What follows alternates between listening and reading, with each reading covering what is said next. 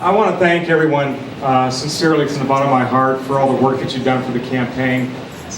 You know, we were definitely constrained money-wise, but we made up for that big time with the amount of volunteer support that we had on the campaign, and there's no way we could have done it without you guys. Thank you very much.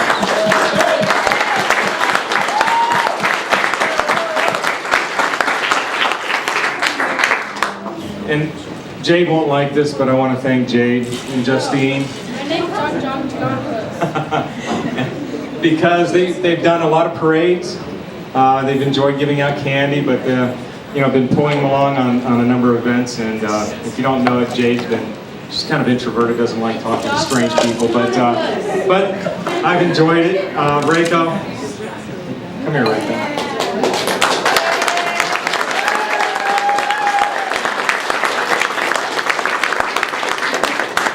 She also has a book here that I autographed for her. So he could read it. Yes, so I can read the book because I want to read it. But I want to thank Reiko. I don't know if you've heard this story or not, but when I first started thinking about running for Congress, I started talking to Reiko. I said, I think I want to run for Congress. And she's like, why do you want to do that? and Justine, she's only 13 at the time, she's like, they're all crooks and liars. Why do you want to do that? And I kept saying it. Reiko was like being quiet every time I said it after that. And finally I said, I really want to do this, but I need you to support me. And she just looked at me and said, well, I know you by now. You won't stop talking about it. You're going to do it, so go do it. And she's helped out the campaign a lot. She's not a very outgoing, extroverted type of person, but she's done a lot of things behind the scenes. And of course, doing everything at home.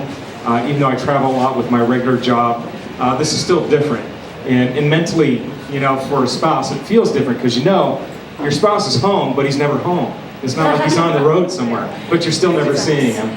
And so she had to deal with that, and I really appreciate it. Thank you very much for that.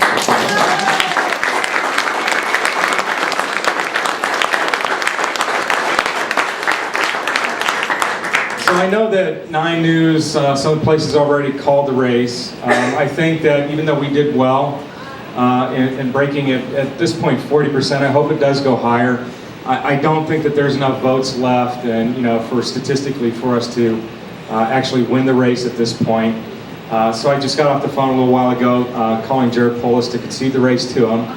And I know that many of you have seen Jared and if not actually met him, heard him talk at various town halls and so forth.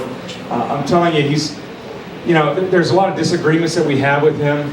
He does have a weird libertarian streak that shows up every now and then.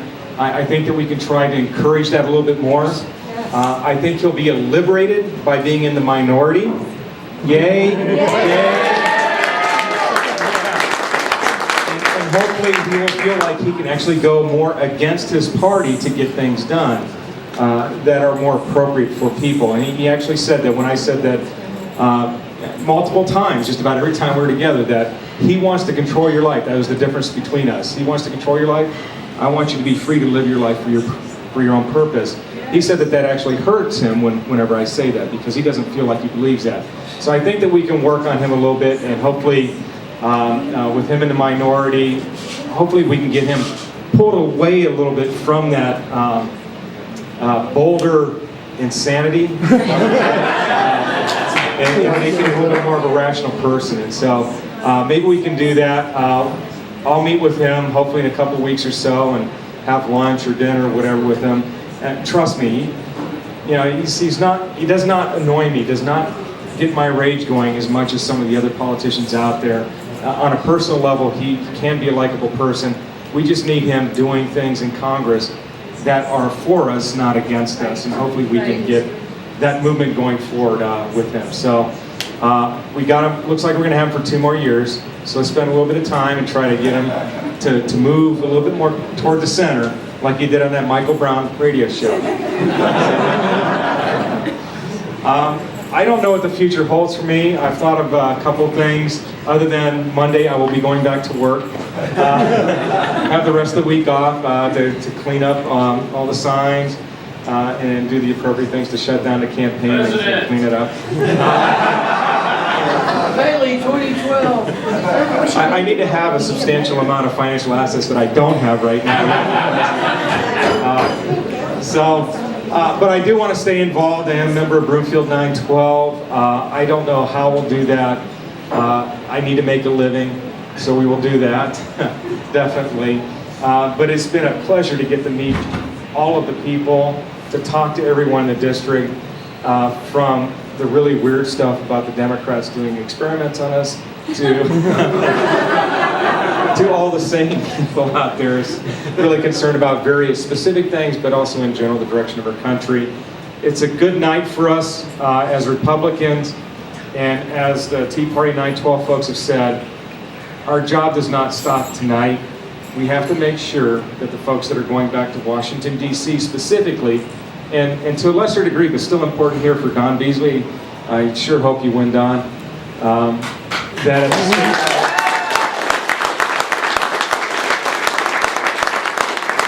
at the state level, we need to make sure that they're accountable and that they do what the American people want them to do. And I think the best kind of summary I heard of that is people don't want to be governed by the left or the right. They want to be governed by themselves. So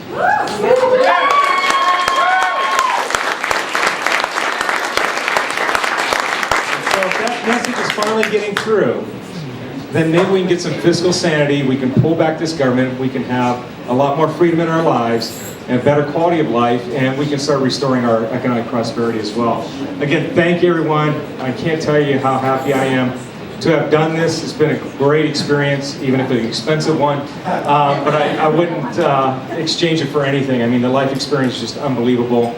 If you have the opportunity to run for an office in the future, I recommend it. Don't do it if you got something bad in your background. But if you don't, run for office.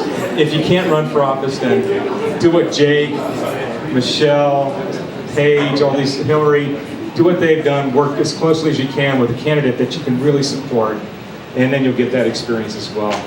Again, thank you. I think I'll cut it off there. Thank you very much.